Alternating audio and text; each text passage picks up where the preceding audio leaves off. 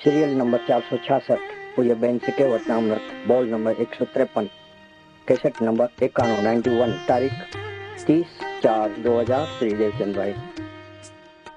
नमो अर्यंताणम नमो सिद्धाणम नमो आयर्याणम नमो उवज्जायाणम नमो लोये सवसावणम नमो समय साराय स्वानुभूत्या चकास्ते चित्स्वभावाय भावाय सर्वभावांतरचिले मंगलम भगवान वीरो मंगलम गौतमो गणि मंगलम कुंद कुंदार्यो जैन धर्मोस्तु मंगलम सर्वमंगल मांगल्यम सर्वकल्याणकारकम प्रधानम सर्वधर्माणम जैनम जयतु शासनम ओंकार बिंदु संयुक्तम नित्यम ध्यायन्ति योगिनो कामदम मोक्षदम चैव ओंकाराय नमो नमः। पूज्य बैंक वचनामृत 153 153 રાજાના દરબારમાં જવું હોય તો ફરતી ટહેલ નાખે, પછી એક વાર અંદર ઘૂસી જાય. તેમ સ્વરૂપ માટે દેવશાસ્ત્ર ગુરુની સમીપતા રાખી અંદર જવાનું શીખે તો એક વાર લીજ ઘર જોઈ લે. वो दृष्टांत लिया है. राज दरबार में जाना है तो कभी भी कौन से भी टाइम में नहीं जा सकते, उसका भी टाइमिंग रहता है और उसमें भी जो जितने लोगों को लेना है उतने लोगों को ही लेते हैं. अनजाने आदमी को नहीं मिलती अंदर जाने, तो बार बार परिचय करना पड़ता है. रोज जाना, भले वापिस आया तो आ गए, लेकिन उससे पहचान बढ़ती है. लोग गेट के पास खड़े रहते हैं, लोग उसको अनजाना नहीं लगता है.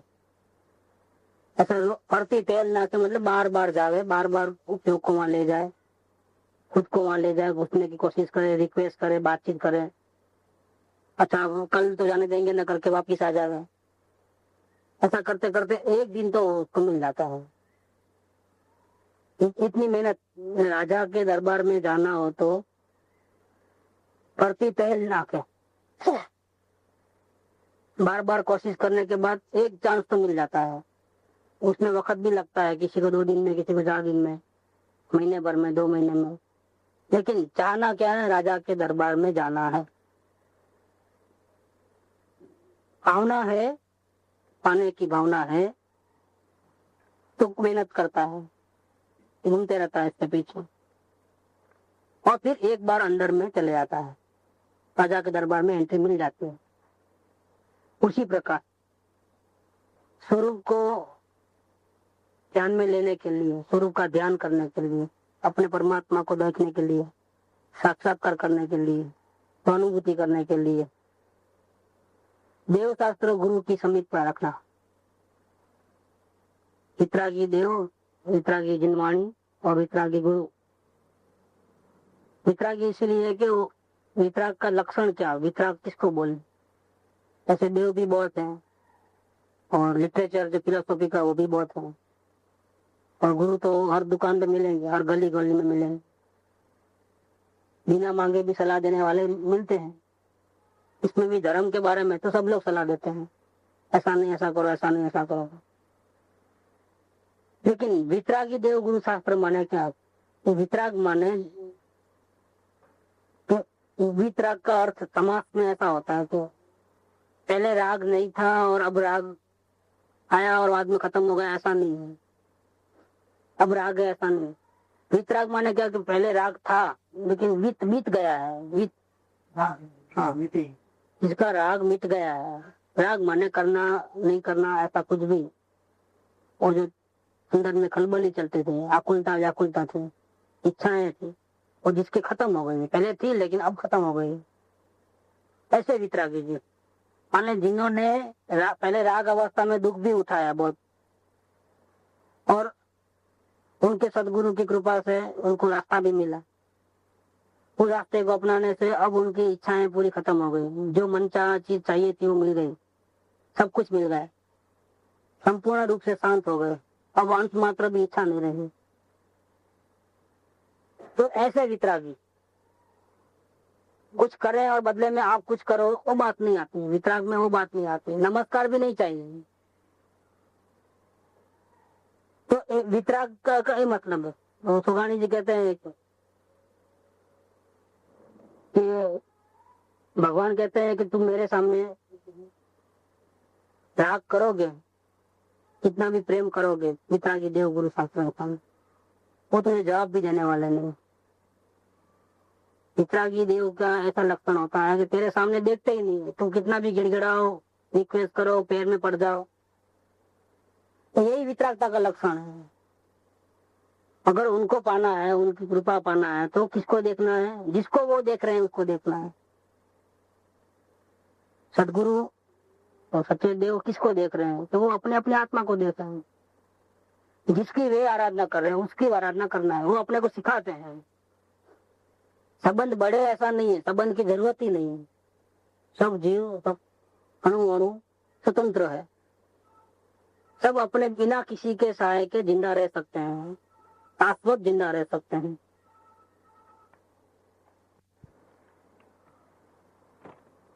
वितरागी देव तेरे सामने भी नहीं देखते हैं, सामने नहीं देखते हैं। हम कितना भी गुजरा है तो भी, लेकिन पूरा रास्ता बता देते हैं मुक्ति का। वो ये सूचित करते हैं कि तेरा परमात्मा तेरे पास, जैसे हम तुमको सहाय नहीं करते क्योंकि तुम स्वतंत्र द्रव्य हो और तू स्वयं हमारे जैसे हो। तुझे हेल्प की जरूरत नहीं है। तू तेरे स्वरूप की महिमा में आकर के तू मेरे जैसा ही, जैसा मैं अपने आत्मा को देख रहा हूँ वैसे तू भी ऐसी कोशिश करे तो तू भी परमात्मा हो जाएगा, तुम भी शांत हो जाओगे। तो ऐसे वाणी से भले ही उपदेश न देते हो, लेकिन जिनेंद्र परमात्मा क्योंकि मुद्रा वो भी जवाब दे देती है। ऐसे कोई कोई विशेष ज्ञानी होते हैं, उनकी मुद्रा में ही वो शांति झलकती है। तो भले वो ज्यादा बातचीत न करे, लेकिन उनके देखने से, उनके नजीक रहने से, उनके नजीक का सहवास, उनके दर्शन मात्र से भी जीव में बहुत बड़ा चेंज आता है। कृपाल की मुद्रा देखें अपन, ऐसी मुद्रा में हमारे सामने बैठे हो तो क्या हो जाए? तो करूं नहीं करूं, वो करूं वो करूं, वो तो खत्म ही हो जाए, क्योंकि ये कुछ करते नहीं है गड़बड़। तो उनके परिणाम मन में ऐसी आकुल व्याकुलता नहीं है। वो भी हमारे जैसे जीव हैं और आकुल व्याकुल नहीं है और सुखी है। फिर भी इच्छाएं नहीं है, आकुल व्याकुल नहीं है, सुखी है। तो ऐसा बनने में हमको कितनी देर है? तो एक कॉपी करने का है, जैसा वो करते हैं वैसा अपन करने का। तो समीपता से एक भरोसा आता है। सुनी सुनाई बात का भरोसा नहीं होता है। महावीर स्वामी ऐसे थे, कुमकुमाचार्य देव ऐसे थे। ये प्रत्यक्ष का और परोक्ष का क्या अंतर पड़ता है? बहुत महान थे, बहुत महान थे, और वो गीत गाते जाओ, बहुत महान थे। वैल्यू नहीं आती है। जिसको वैल्यू आती है उसको आती है, तो वैल्यू आई तो जीवन बदल जाएगा। तो सुनी सुनाई बातें बहुत, लेकिन प्रत्यक्ष देखे तो उसका जो असर होता है वो बहुत जबरदस्त होता है। देव शास्त्र गुरु की समीपता रख करके अंदर जाने का सीखना है। सीखना क्या है? नजीक जाकर के पैर नहीं पूजने, गिड़गिड़ाना नहीं, नजीक रह करके उनके नजीक रहने मात्र से साधना कैसे करना वो पता चल जाता है। करना नहीं करना अपने आप मिट जाता है। अगर सही भावना से उन्हें राजा के दरबार में जाना हो तो शर्त है, तो इतनी मेहनत करना है, तो फिर बार बार जाना आना, नहीं जाने को मिले अंदर तो भी रिक्वेस्ट करना, फिर नहीं है तो वापिस आ गए, कल आऊंगा, फिर कल तो चांस देना करके, ऐसा बार बार कोशिश करते करते एक दिन जाने को मिल जाता है। लेकिन जाना हो तो मेहनत करें, तो इतना मेहनत करके एक दिन उसको चांस मिल जाएगा। ऐसे स्वरूप के लिए स्वरूप कहो, आत्मा क्यों, आत्मा शांति क्यों, दुखों से मुक्त छुटकारा क्यों, जन्म मरण का अंत क्यों, अगर सच्ची भावना है तो। भावना नहीं है तो फिर ये सवाल ही नहीं है। भावना छूटने की है तो सीधा आत्मा नहीं मिलेगा, क्योंकि सीखेगा कैसे, अंदर में जाना कैसे? जिसके अभिप्राय में बाहर से शांति मिलेगी, दूसरा मुझे दुख का कारण है, दूसरा मुझे सुख का कारण है, ऐसे पराधीन दृष्टि है जिसकी। ऐसा नहीं तो ऐसा होवे तो ठीक, ऐसा नहीं ऐसा होवे तो ठीक, ऐसी संयोगों में इष्ट अनिष्ट बुद्धि है, स्वाधीन दृष्टि नहीं है, तो वो अंदर जाना कैसे सीखेगा? तो आत्म शांति चाहिए, तो पराधीन दृष्टि में आत्म शांति नहीं होती। आत्म शांति चाहिए माने स्वरूप माटे। जैसे राजा के दरबार में जाना हो तो चक्कर लगावे और फिर एक दिन मौका मिलते ही चले जावे, ऐसे ही स्वरूप को पाने के लिए माने आत्म शांति पाने के लिए क्या करना कि देव शास्त्र गुरु की समीपता रखना, समीप रहो। वो कुछ देने वाले नहीं है, दे सकते भी नहीं, और हमारे पास कम है नहीं, हम ले सकते नहीं, हम भी उनके जैसे ही हैं। स्वभाव में कोई अंतर नहीं है, उनमें हमारे में कोई भी, दोनों इक्वल इक्वल है। और उनसे नहीं होता है कार्य, अपने से होता है। अपनी योग्यता होती है तो होता है, अगर अपनी योग्यता नहीं है, हमारी भावना नहीं है तो नहीं होता है। जैसी भावना रहती है वैसा ही उतना ही मिलता है, हमारे पर डिपेंड है।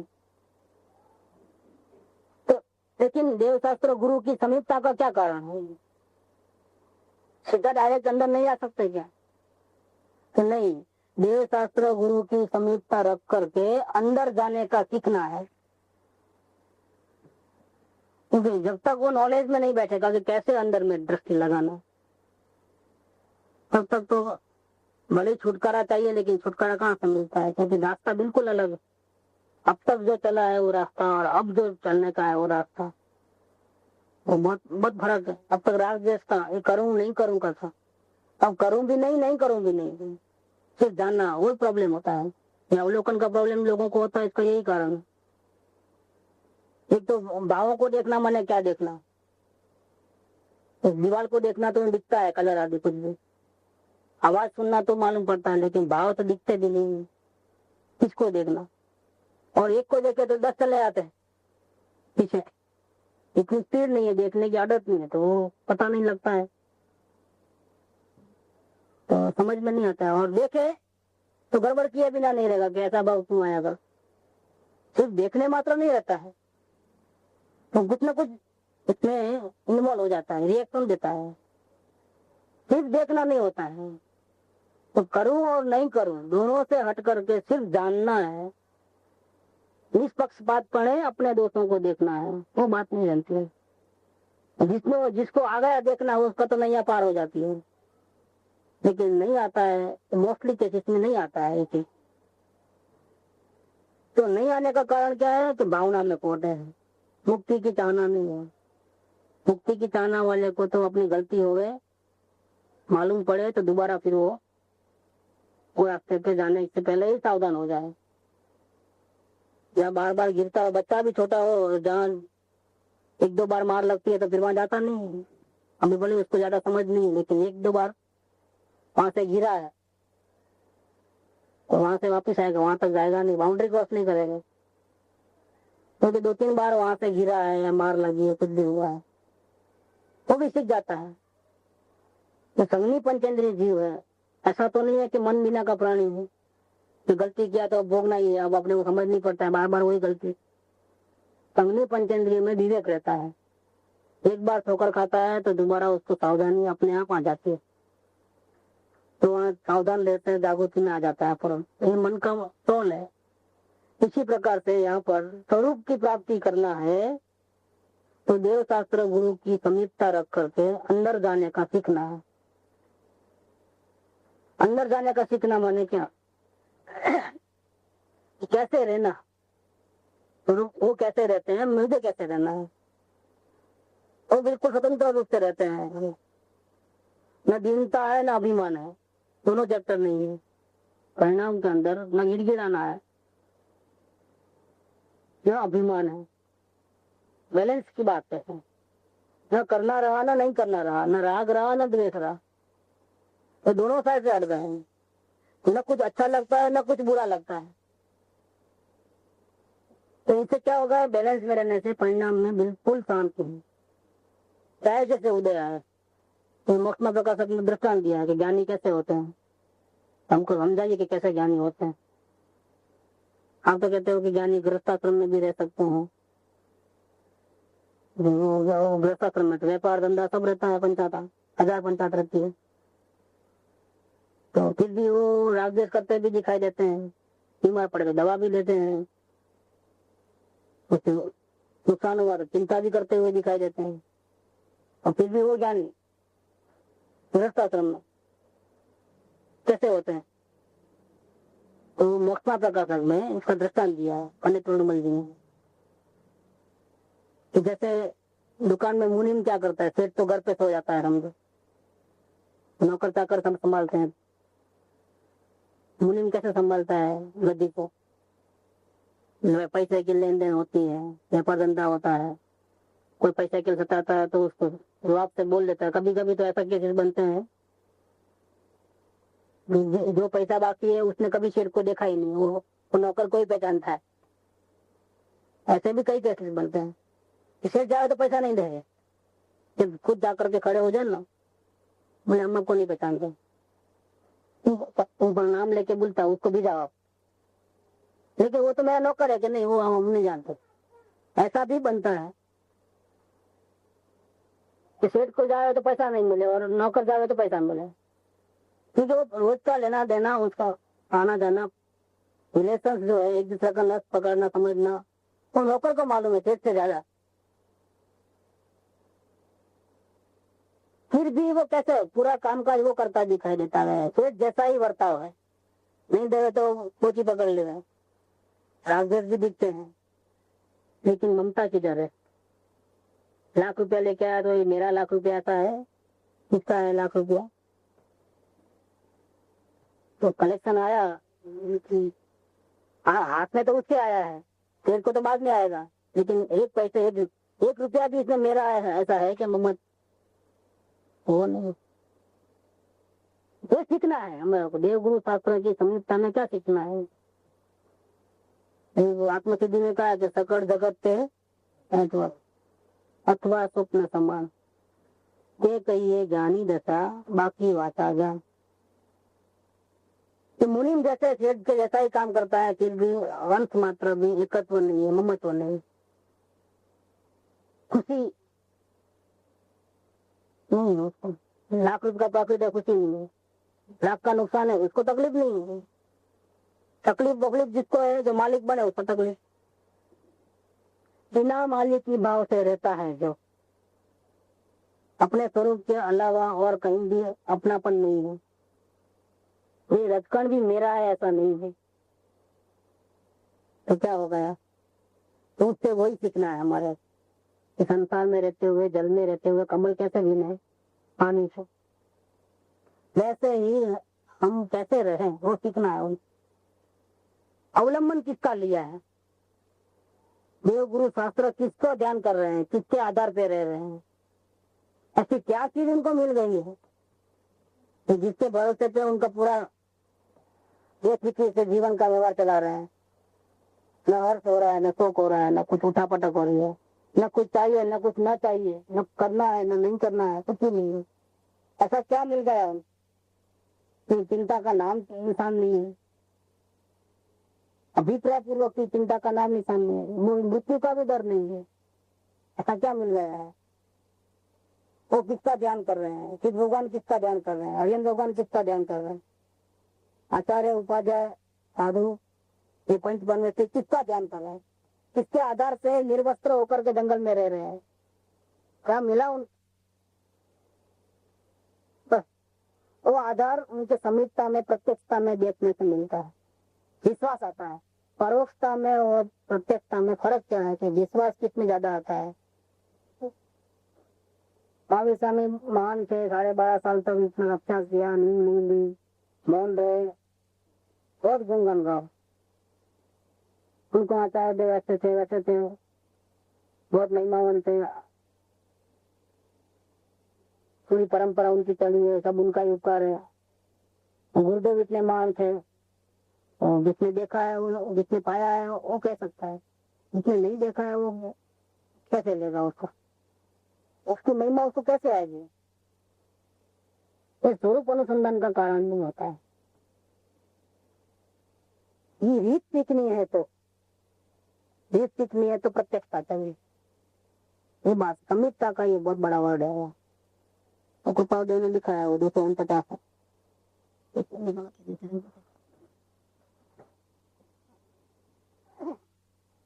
समीपता का बहुत बड़ा रोल है।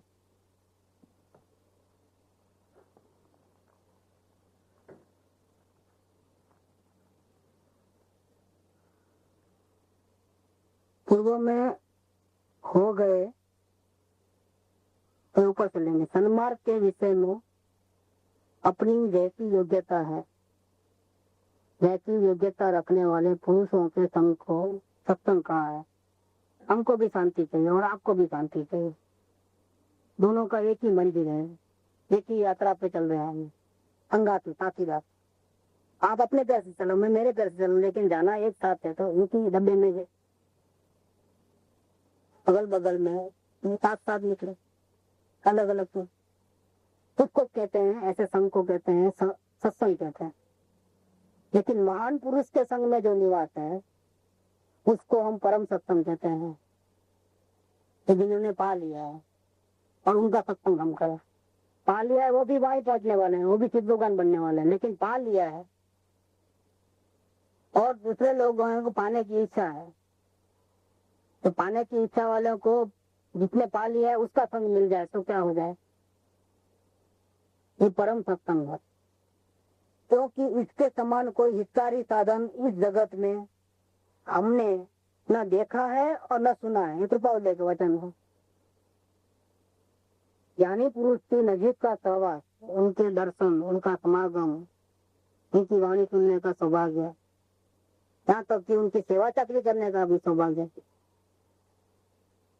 इसके जितना हितकारी कोई साधन इस जगत में, कृपाउदय कहते हैं कि हमने देखा नहीं है, सुना नहीं है, नहीं है। याद रखिए, अचिंत्य जिसका महात्म्य है, महिमा है, मूल्यवान है, ऐसा सत्संग रूपी कल्पवृक्ष, सत्संग रूपी कल्पवृक्ष जिसको प्राप्त हो जाए और फिर भी जीव दरिद्र हो जाए, उसको फायदा न उठा पाए, सत्संग रूपी कल्पवृक्ष मिले और वो भी भूखा पैसा फिर भी रह जाए, तो इस जगत में वो 11वां आश्चर्य है। बन नहीं सकता है। कल्पवृक्ष मिले और भूखा पैसा कैसे रह सकते हो? तो सत्संग क्या चीज है? तो कल्पवृक्ष है। और यहाँ तो परम सत्संग की बात कर रहा हूँ। सत्संग में तो कह दिया कि आपको भी जवानता ही है और उनको भी चाहिए, लेकिन अभी ढूंढ रहे हैं, खोज रहे हैं, तो कहाँ मिलेगा? भावना खोजने की है, शांति की है, लेकिन अभी मिला नहीं। आपको भी नहीं मिला, हमको भी नहीं मिला, लेकिन चलो एक ही मंजिल है तो हम साथ में खोजेंगे, साथ चलेंगे। लेकिन यहाँ परम सत्संग में तो ऐसे का संग हुआ है कि जिसको पहले रास्ता मिल चुका है, तो उसे हम परम सत्संग कहते हैं। क्योंकि इसके समान कोई हितकारी साधन इस जगत में हमने न देखा है और न सुना। हम आगे चलते हैं। तो पूर्व में हो गए महापुरुषों का चिंतन कल्याणकारक है। उनके बारे में सोचोगे, उनका जीवन चरित्र पढ़ोगे, उनकी महिमा की बातें सुनोगे, कैसे कैसे तकलीफों में उन्होंने कैसे कैसे आत्मा का आराधना करके अपनी तकलीफों से दूर हुए, इतनी समता भाव धारण किया हर प्रसंग के अंदर, हिम्मत नहीं हारे, मेरू समान अड़िग रहे, कठोर के कठोर, अच्छे बुरे से बुरे दिन में भी उन्होंने साधना चालू रखी। तो हमारे को हिम्मत बढ़ाने वाला, साधना में हमारे को बहुत प्रेरणा देने वाला कारण बनता है, इससे जीव को बहुत हिम्मत आती है। तो उनका ऐसे महापुरुषों के जीवन चरित्र, उनका वचनों का चिंतन वो कल्याणकारक, तथापि वो स्वरूप स्थिति का कारण नहीं हो सकता। वो कृपावल्य के वचन है, स्वयं पढ़े तो जो भाव निकलने चाहिए, जो आशय हमको समझना है, उनके पीछे लिखने के पीछे उनको कहाँ क्या कहना है वो नहीं समझ पाते।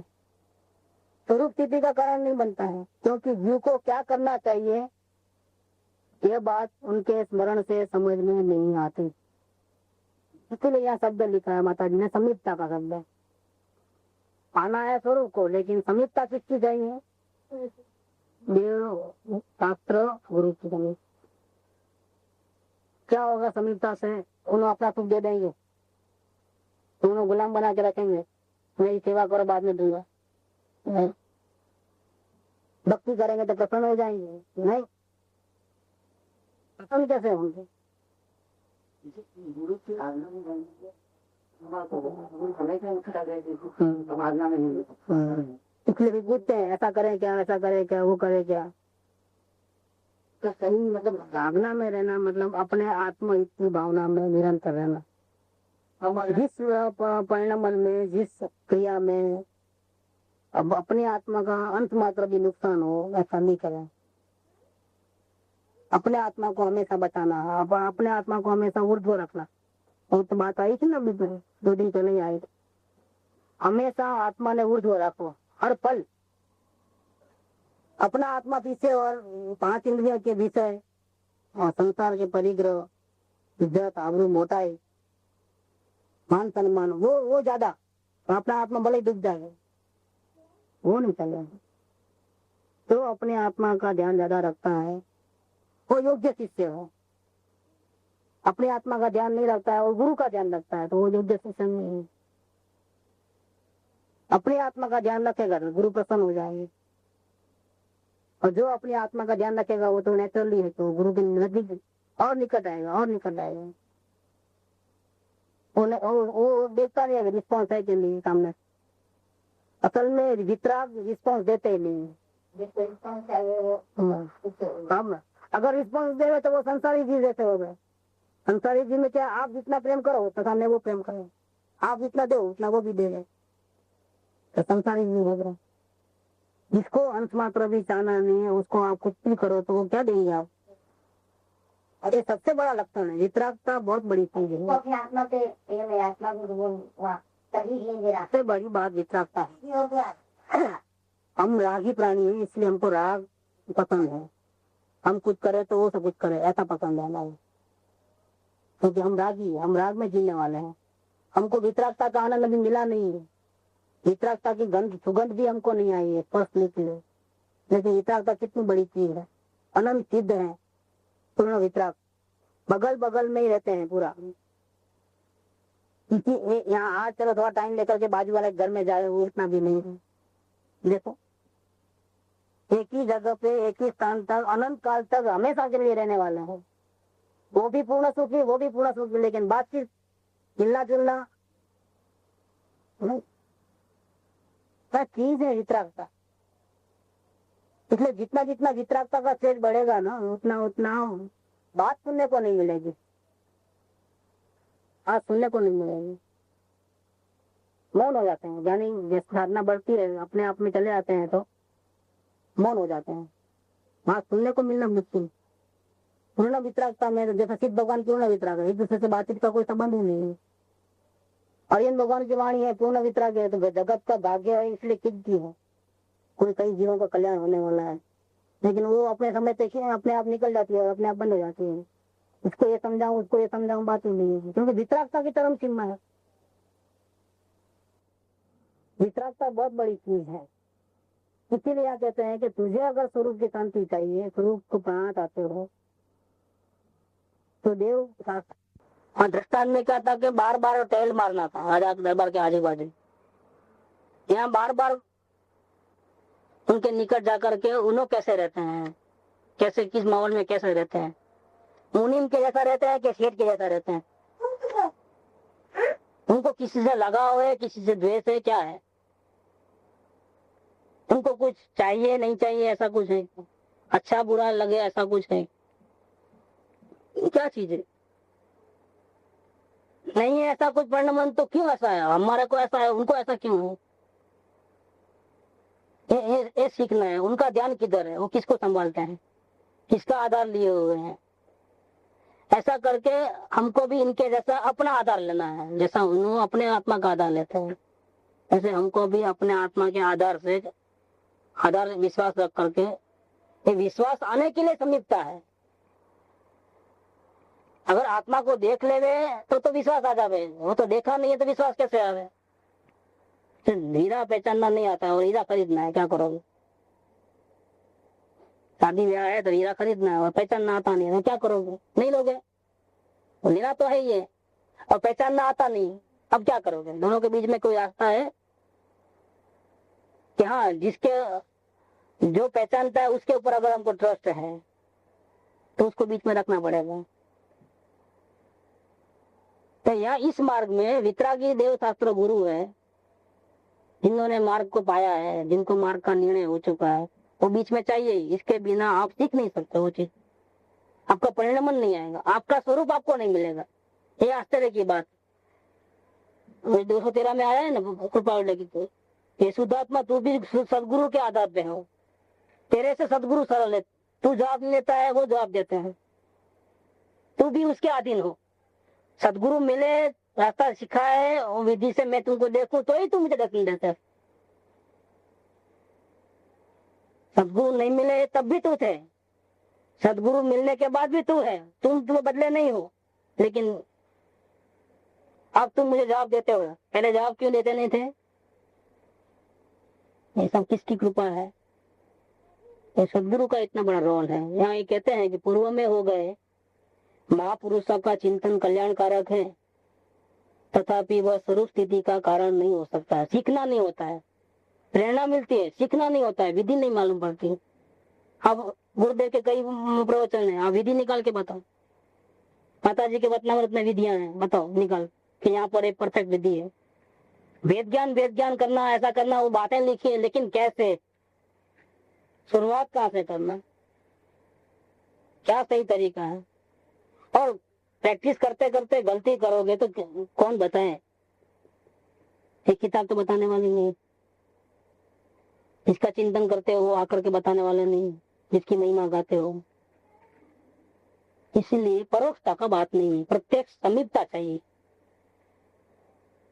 प्रत्यक्ष योग होने पर वो प्रत्यक्ष नहीं है तो बात ही नहीं बनती। लेकिन प्रत्यक्ष योग होने पर क्या फायदा क्या है कि बिना समझाए भी, वो समझाते नहीं, स्पष्ट नहीं रहते हैं। प्रत्यक्ष योग होने पर बिना समझाए भी स्वरूप स्थिति का होना हम संभवित मानते हैं। जीव को अगर पाना ही है, भावना सच्ची है, सदगुरु एक शब्द नहीं बोलेंगे लेकिन समीपता में वो सीख जाएगा आत्म ध्यान कैसे करना। एक शब्द भी सदगुरु नहीं बोलेंगे तो भी तो भावना में इतना बल है। भावना में ज्ञान, भावना से ज्ञान की निर्मलता होती है, और ज्ञान की निर्मलता होती है तो सदगुरु को पहचाने बिना नहीं रह सकता। जो ज्ञान निर्मलता में पहचानेगा, और सदगुरु को पहचाना तो आत्मविधि तो आई गई हाथ में। तो जैसे वो जिस प्रकार से साधना करे उस प्रकार से अपने को करना है, उस बात इतनी रह गई है। पूरा मार्ग सदगुरु की पहचान के ऊपर रुका हुआ। प्रत्यक्ष योग होने पर बिना समझाए भी स्वरूप स्थिति का होना हम संभवित मानते हैं, और इससे यह निश्चय होता है तो उस योग का सत्पुरुष के समीप रहने का समागम, समीपता कही, समीपता माने प्रत्येक समागम, उस योग का और उस प्रत्यक्ष चिंतन का फल समीप हो गए, और समीप होते ही जो परिणाम में बदलाव आ गए, मानसिक स्थिति में चेंज आ गए, उसका फल क्या होता है? मोक्ष होता है। इससे यह निश्चय होता है कि उस योग का और उस प्रत्यक्ष चिंतन का फल मोक्ष होता है। क्या कारण है? हमारा आत्मा बहुत महिमावंत है या हमारी में बहुत योग्यता थी? नहीं। मोक्ष क्यों मिलता है? क्योंकि सत्पुरुष ही मूर्तिमान मोक्ष। ये कितनी बड़ी महिमा कर दी। किधर है मोक्ष? जहाँ सदगुरु है वही मोक्ष है। मोक्ष और कोई हम जानते नहीं। सिद्ध शिला कौन है, सिद्ध भगवान कैसे हैं, हरिंद भगवान हम नहीं जानते। हमारे गुरु वही हमारे मुक्ति है, वही मुक्ति दाता रहे, वही मोक्ष है। हमको कुछ नहीं मालूम। इसलिए माता जी ने 164 में कहा है, अभी अपना 153 चल रहा है, 164 में 264 है।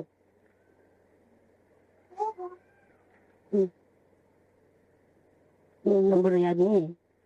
तो आत्मा शब्द बोलना भी गुरुदेव ने सिखाया है, हमको तो वो भी नहीं मालूम आत्मा क्या चीज, हम जानते ही नहीं आत्मा बात। ये शब्द भी हमने पहली बार गुरु के मुख से सुना है, हमको पता कहाँ है क्या है ये बात। इतनी ज्ञानियों को भी अपने सदगुरु के प्रति इतनी महिमा आती है। तो यहाँ ये बात ये समीपता के ऊपर इतना चला अपना, समीपता की क्या चीज है। परोक्षता और समीपता में, प्रत्यक्षता में बहुत बड़ा अंतर है। सीखना है तो प्रत्यक्षता चाहिए, परोक्षता नहीं चाहिए। इसीलिए अवसर जब आता है तब नहीं कहते हैं कि लक्ष्मी देवी दरवाजे पे आई है तो टीका लगाना है। तो अभी अभी वो मैं मुंह में नहीं धोया हूँ, कंघी नहीं की है, स्नान नहीं किया हूँ, अभी ठहरो में स्नान करके आता हूँ, वो नहीं चलो, चले जाती है वो। लक्ष्मी आती है तब उसी टाइम में जैसी हालत है ऐसी हालत में, चाहे जैसी परिस्थिति हो, हम तैयार है। वो ठहरेगी नहीं, आप तैयार होना, चांस खो दोगे नहीं तो। समीपता रख करके अंदर जाने का सीखे, ये सीखना पड़ता है। बार बार कांटेक्ट करके बार बार गतिविधि पे ध्यान रखते रहते, उनकी वितरागता, उनका अवलंबन, उनकी चाल चलन, ये प्रत्यक्षता में सीखे तो एक बार निज घर देख लेता है। अपना घर में जाने का दूसरा कोई उपाय नहीं। ज्ञान साधन है, लेकिन वो ज्ञान हमारे पास इतनी बड़ी शक्ति है, बताया किसने? आत्मा में जो ज्ञान है वही साधन है, वही मोक्ष का कारण है। लेकिन ये ज्ञान साधन है किसने बताया? हम तो भक्ति को साधन मानते हैं, पूजा भक्ति सब त्याग कर देना, दान कर देना, उसको साधन मानते हैं। हमको कहाँ पता था कि हमारे पास भी इतनी ताकत है। हम परमेश्वर है और हम परमेश्वर वर्तमान में भी बन सकते हैं, और ये साधना हम स्वयं कर सकते हैं बिना किसी के सहारे। इतना भरोसा, इतना विश्वास दिलाया किसने? हमको कहाँ कॉन्फिडेंस था कि हमको मुक्ति मिलेगी? क्योंकि राग देश में पड़े हुए थे रात और दिन, करूं नहीं करूं में जलते थे आग में। हमको कहाँ कॉन्फिडेंस आया कि हम पा लेंगे संसार समुद्र से बाहर निकल जाएंगे। अब भले ही मौत आज ही आ जाए, हमको कोई फिक्र नहीं है। मौत क्या, मौत का कारण भी अगर मिले ना तो भी घबरा जाते थे। आपको ऐसा कोई बोल दे कि आप संभालना 15 दिन, एक्सीडेंट बहुत जबड़ा होने वाला है, तो गाड़ी चलाना भूल जाते, 15 दिन घर में रहेंगे।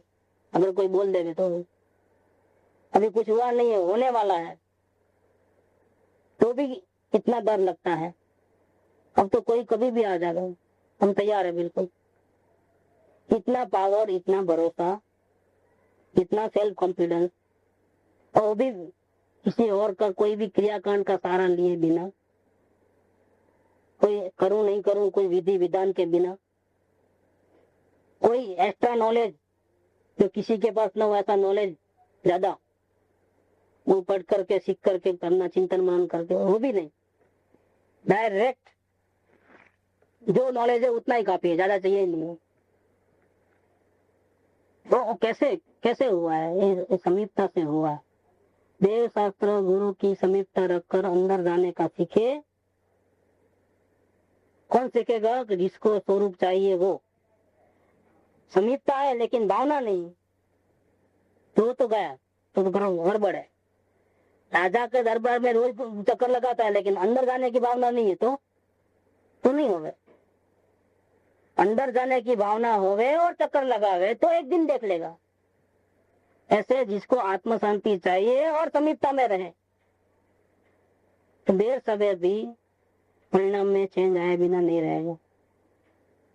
और ऐसा सीख लेगा तो एक बार अपना घर देख लेगा। बस एक बार घर देखा तो फिर तो हमेशा के लिए शांति होगा। अब वो खत्म हो गया, पदार्थ का निर्णय हो गया, आंशिक स्व संवेदन आया तो निरीकल स्व संवेदन भी आएगा और मुक्ति भी होगी। वो तो कल ही बात चली थी, निर्णय वाली बात। बड़े अनुभव नहीं हो तो, लेकिन निर्णय हो जाए। समय दर्शन गिर सकता है, लेकिन निर्णय वाला हमेशा मोक्ष में जाएगा जाएगा जाएगा। भले अभी समय दर्शन गिर करके वापिस मिथ्या दृष्टि होगा, लेकिन निर्णय हो चुका है, पदार्थ का निर्णय हो चुका है, बेड़ा पार है। अर्ध पुद्गल परावर्तन काल के अंदर उसकी अवश्य मुक्ति होगी, गारंटी के साथ। निर्णय का इतना बल है। एक बार अगर अपना निज घर, अपना स्वरूप देख लेवे तो काम खत्म। यहाँ कहते हैं कि स्वरूप के लिए, स्वरूप शांति के लिए, आत्म प्राप्ति के लिए देह शास्त्र गुरु की समीपता रख करके अंदर जवानू सीखे। बाहर जाने का, बाहर से कुछ लाने का नहीं, अंदर जाना, सबका सारा छोड़ दे। अंदर जाना माने क्या? सबका सारा छोड़ देना, कोई किसी की जरूरत नहीं है, सेल्फ डिपेंडेंट। तो ज्ञान के द्वारा उपयोग को अंदर ले जावे, जो उपयोग बाहर जाता था उसको अंदर ले जावे, तो सीख जावे तो एक बार निज घर देख लेता है। यही विधि है और कोई विधि नहीं है। बिना सदगुरु ये कार्य होने वाला नहीं। पाया की ये बात है, निचंदन को छोड़, पीछे लाग सत्पुरुष के, तो सब बंधन तो बिना नयन आता है। बिना नयन पावे नहीं, बिना नयन की बात, सेवे सदगुरु के चरण, तो पावे साक्षात।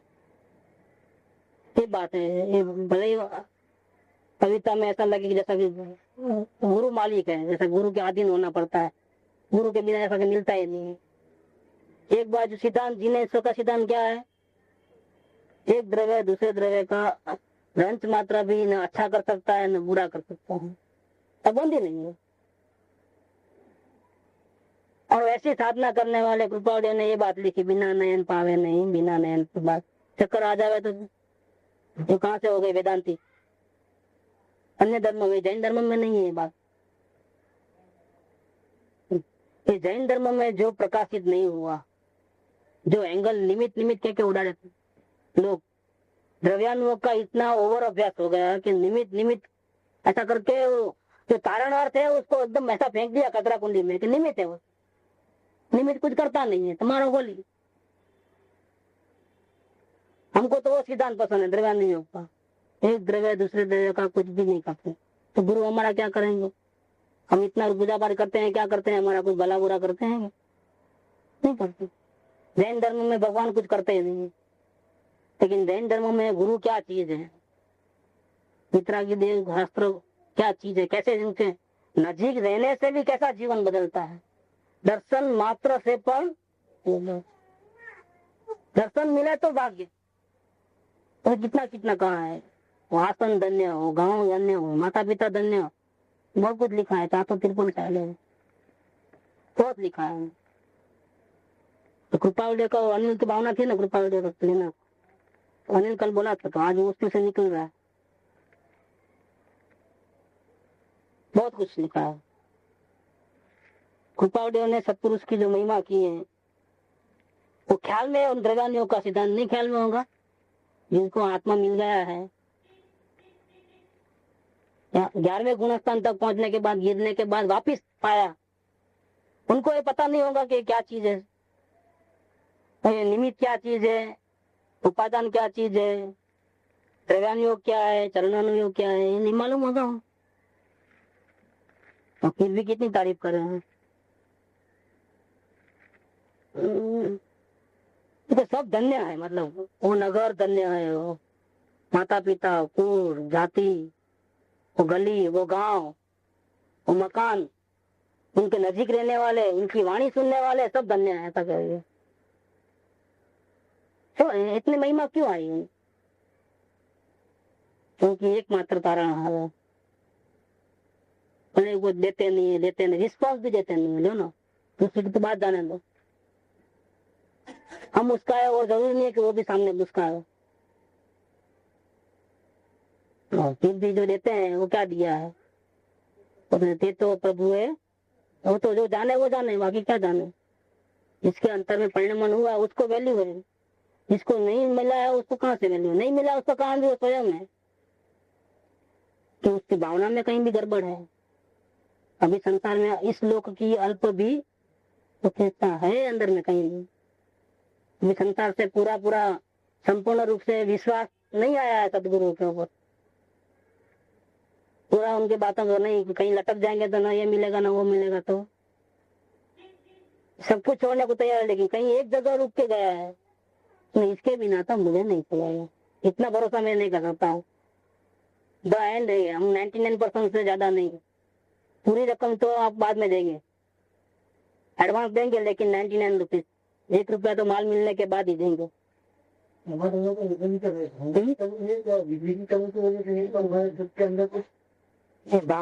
भावना की कमी है तो विधि में कमी है तो ऑटोमेटिक होने वाली है।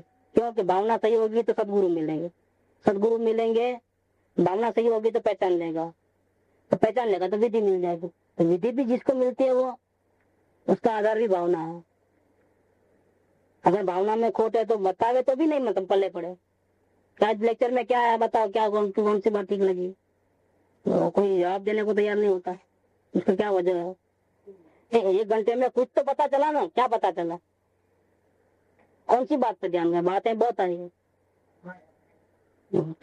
किस बात में आपको ध्यान गया? ये चर्चा विचारना अपने को रखना चाहिए। अभी अभी कहीं भी जाएंगे इधर भी आउट ऑफ स्टेशन, तो 1 घंटा लेक्चर के बाद आधा घंटा सबको बोलना पड़ेगा कि आप आज अभी अभी सुने ना, तो भूल जावे इसके पहले आज ही अभी बता दो तो आपको कौन सी बात याद है। तो नोटिंग करना है, उसकी एक डायरी मेंटेन करना है, देखेंगे उसका क्या असर गिरता है। इसने ये बताया, इसने ये बताया, इसने ये बताया, इसने कौन सा पॉइंट पकड़ा, इसको से कौन सा पॉइंट रह गया उसके ध्यान में, तो उसको मालूम पड़ेगा तो ज्यादा अटेंशन बढ़ जाएगा, उसकी ग्रास्पिंग पावर बढ़ेगा। वो खुद को शर्मिंदगी फील होगी कि वो भी बैठा था, मैं भी बैठा हूँ, मेरे को ये बात ख्याल में आई, उसको ये बात ख्याल में आई, मेरे को जो बात ख्याल में आई वो तो ऐसी कितना दम नहीं थी, लेकिन इसको और भी गहरा ज्यादा ख्याल में आया, मेरे से ज्यादा बात पे टॉप लेवल के ऊपर उसका ध्यान गया। खुद का कंसंट्रेशन पावर, खुद की योग्यता में बहुत बड़ा चेंज आता है। मेरे को यही बात खटकती है यहाँ पर, अपने यहाँ जो गैप जो है, सदगुरु तो भक्ति में अपने स्वाध्याय करते हैं, लेना देना नहीं है, बोलते जाते हैं, सामने वाले को क्या असर होता है उसका। देखिए 1 वे ट्रैफिक है, 2 वे ट्रैफिक नहीं, मालूम नहीं कैसे पड़ा। पहले के सत्संग में आप बोलते थे ना कि पहले के सत्संग में आपके सत्संग में बहुत बड़ा फर्क। पहले सत्संग में जब वो आती थी, क्या सुनीता आती थी, सुनीता का टाइम जो सत्संग का था, मेरी डायरी भर गई है पूरी, मेरी डायरी का लगभग कम से कम 100-150 पेज तो उस टाइम के ही है, वही डेट में लिखे गए हैं। क्योंकि अरस परस कोई जीव कहाँ रुका हुआ है, कैसे रुका हुआ है, तो पॉइंट से नया एक पॉइंट निकल, इसका समाधान कैसे, वो अंतर से बात आती है। अब वो लेवल ही नहीं रहा अपने, अरस परस जो लेन देन का जो लेवल नहीं, वो नहीं रखा, बात नहीं खिलती है, सामने वाले की जिज्ञासा भी खत्म हो जाती है और यहाँ बात भी खत्म हो जाती है, टिकता भी नहीं हो। और तो फिर हम अपने भक्ति भावना से करते हैं, चलाते हैं, ये रूटीन कैसे हो जाता है, ये परंपरा कैसे चलती है। कुछ टाइम ऐसा आता है कि सामने वाला भी जिज्ञासा में रहता है और इधर भी, ये दोनों का एक लेन देन चल करके बहुत अच्छी बातें निकल जाती है। ये भावना में एक स्वाध्याय हॉल बन जाता है, एक मंदिर बन जाता है। हाँ, जैसा कि अपना पूरा काम खत्म हो गया, अब धीरे धीरे जिज्ञासा डाउन, क्योंकि अपने आपको बनाना तो बना लिया, एक स्वाध्याय हॉल बन गया, एक मंदिर बन गया, हर तिथि को हर साल को ध्वजा बड़ा लगा देते हैं, सब भगवानों का यहाँ फोटो आ गया है, सबकी जन्म जयंती मना लेते हैं, दाम धूम कर लेते हैं, मुमुक्ष में एक दूसरे का व्यापार धंधा लेना देना संबंध वो चालू रहता है।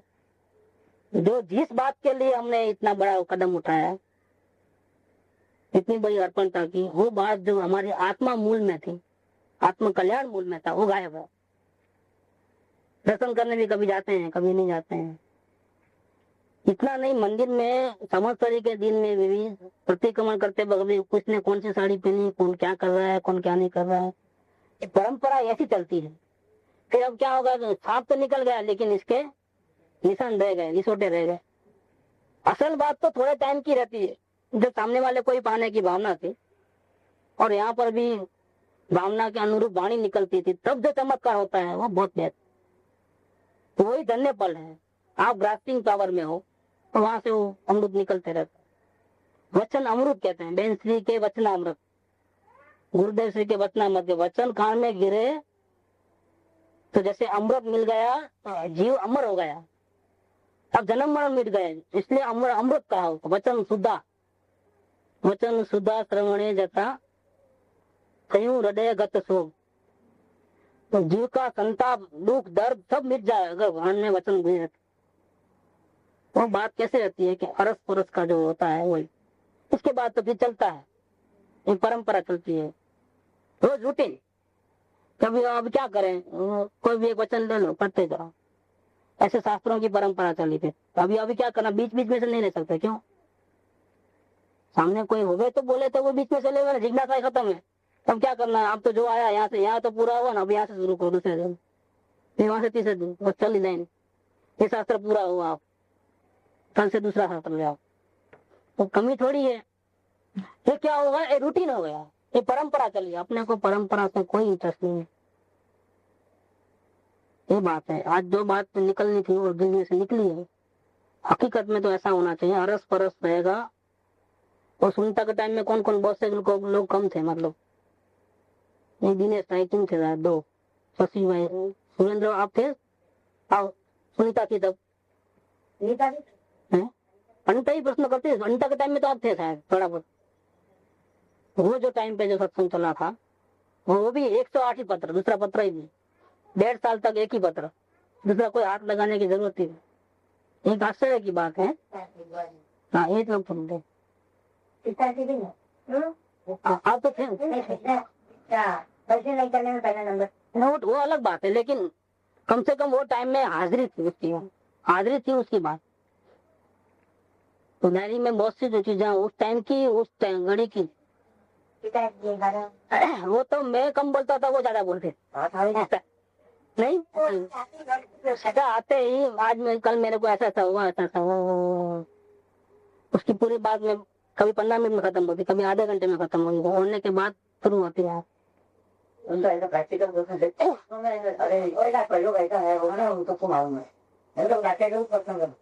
क्वेश्चन, जीवन में ऐसा हुआ, कल हमारे साथ ऐसा हुआ, कल पापा हमको ऐसा डांटे और हम ऐसा करें, पर हमारे दिल में ऐसा हो रहा था, वो ऐसा हो रहा था, ये हो रहा था, सब पूरा स्क्रीन ला करके रख दे। और फिर इस पर से क्या करना चाहिए था, कहाँ गलती हुई, वो चले।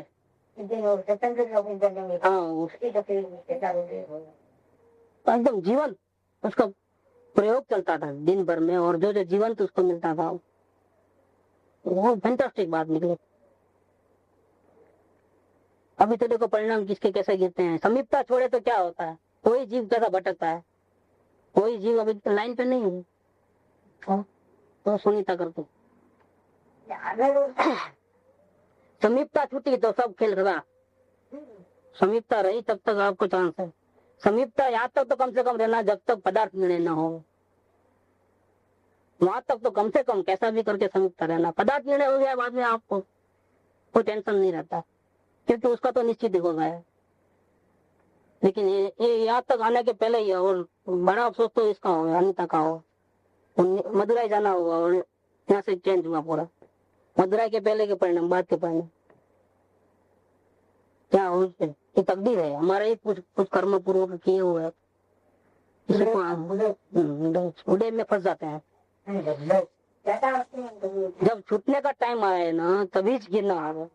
हाँ, कैसा हो, वो तो डेंजरस, उसको याद करे तो तकलीफ हो, ऐसा एकदम स्लिप है। मतलब अभी एक ही सीट जर्नी बाकी है और वहां से गिरना होगा,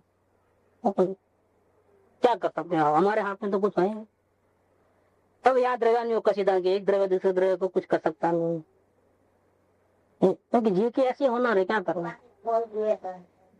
तो ठीक है, लेकिन जो मौका गया हो गया। समीपता छूटी, प्रत्यक्षता छूटी तो खलास। ये प्रत्यक्षता का जो है बहुत बड़ी वैल्यू है। प्रत्यक्षता से जो संस्कार गिरते हैं हमारी आत्मा में, उसके से संस्कार गिरते हैं, तो बहुत बड़ी, बहुत वैल्यूएबल चीज है। प्रत्यक्षता के बिना संस्कार नहीं गिरते हैं। पुराने संस्कार इतने अनंत काल के मिटते नहीं है। अनादि की जो मिथ्या वासना है, इसलिए कृपा देने की कहा है कि दीर्घ काल सुधी सत्संग ना अभाव थी चढ़ेली आत्मश्रेणी। बहुत सुंदर वचन है। दीर्घ काल तक सत्संग की आराधना नहीं की और आत्मश्रेणी चढ़ गया है, तो गिरेगा गिरेगा गिरेगा। चढ़ तो गया है लेकिन गिर जाएगा, क्योंकि लंबे समय तक सत्संग नहीं मिला है, लंबे समय तक प्रत्यक्ष योग नहीं है। ये चढ़ने के बाद गिरता है। तो जिसको नहीं मिला है और सत्संग चढ़ा ही नहीं है, उसका तो क्या हाल होगा, उसकी तो हालत क्या होगी। गौ समुद्र तीरना कोई बिरले ही तीर पाते हैं, इसका कारण ये है। कोई विरले को ये मार्ग मिलता है। ये महावीर का मार्ग है, वो कायरों का मार्ग नहीं है। बहुत इसमें पावर चाहिए, अनंत पुरुषार्थ चाहिए तो मिलता है। उनको सत्संग की इतनी महिमा थी ना, बहुत महिमा, आत्मा की जितनी महिमा नहीं उससे ज्यादा सदगुरु की सत्संग की। ये जैनागम में तो ध्रजान योग के इस तो बिल्कुल उल्ट अपोजिट बात लगे। इतना जैसे महिमा कोई नहीं सिखाई, संज्ञा में सब कुछ ये ऐसे वचन को कौन समझ पाएगा? जो पाएगा उसको तो सुगानी जी के वचन भी इतने ही मीठे लगते हैं, मारधाड़ वाले। और सदगुरु के महिमा वाले वचन, सत्संग के महिमा वचन, वो भी उतने ही मीठे लगते हैं। मीठे क्या, बहुत मीठे लगते हैं। दोनों मीठा कैसे लगते हैं? एक बाजू को द्रव्य की महिमा है, केवल नाम की पराय भी नहीं चाहिए, एक बाजू वो बात निकली, और एक बाजू सत्संग सदगुरु चाहिए, मुक्ति नहीं चाहिए, ये बात निकली। दोनों का जो कोऑर्डिनेशन है, और जिसके हृदय में दोनों बातें बराबर बैठी है समाधान पूर्वक, कोई न्याय करने वाली चीज, दोनों सभी ज्ञानी, वो भी ज्ञानी ये भी ज्ञानी, तो दोनों के मत में अंतर क्यों है? तो अंतर है ही नहीं, अंतर दिखता है। हमने अब के वो आया है उसको पढ़ा है, अनुभूति प्रकाश है, इसमें आया है। बेंची को प्रश्न पूछा है, स्वानुभूति दर्शन में उसकी चर्चा जो है उसमें बेंची को प्रश्न पूछा है, कृपा दे तो सदगुरु सदगुरु करके निमित्त पे जोड़ देते हैं, और आप तो द्रव्य की महिमा करते हो, तो ऐसा क्यों डिफरेंस आया है? नहीं, ऐसा हो नहीं सकता। वो तो कोई बात निमित्त के एंगल से करे, कोई उपादान के एंगल से करे, लेकिन बात में, आशय में, अभिप्राय में अंश मात्र भी फर्क नहीं हो सकता। देखो, कथन भले कैसे भी हो, क्रिया परचेजिंग की हो चाहे सेल्स की हो, व्यापारी तो प्रॉफिट ही देखेंगे, अभिप्राय तो नुकसान का होता ही नहीं है। क्रिया दोनों अपोजिट है, और लक्ष्य क्या है? प्रॉफिट ही है। ऐसा इसके अंदर होता है। कोई कहाँ से बात करे, कोई कहाँ से बात करे, सब जीव के उद्धार के लिए ही। आप बोल रहे थे सभी ज्ञानियों का एक ही वचन रहता। वैसे बहुत से बोले जो कृपा विडय के और सोहानी जी के एकदम एग्जैक्ट मैचिंग, यहाँ तक कि सोहानी जी के वचन में तो कृपा विडय की महिमा भी बहुत की गई है। 408 क्या चीज है, तो खुद भी तो वही पढ़ते थे कृपा विडय को। सोहानी जी भी जब मृत्यु के दिन तो पूरा दिन हाथ में था, हाथ में थी और प्राण गए। द्रव्य दृष्टि की इतनी महिमा करने वाले जीव को कृपा विडय क्यों पसंद है? जो सदगुरु की महिमा करते थे, उनको तो अपने आत्मा की महिमा थी। सुख धाम अनंत सुसंत चही, दिन रात रहे तद ध्यान मही, प्रशांति अनंत सुधामय जे, प्रणमो पद तेवर तेजयते, प्रणमो पद तेवर तेजयते, प्रणमो पद ते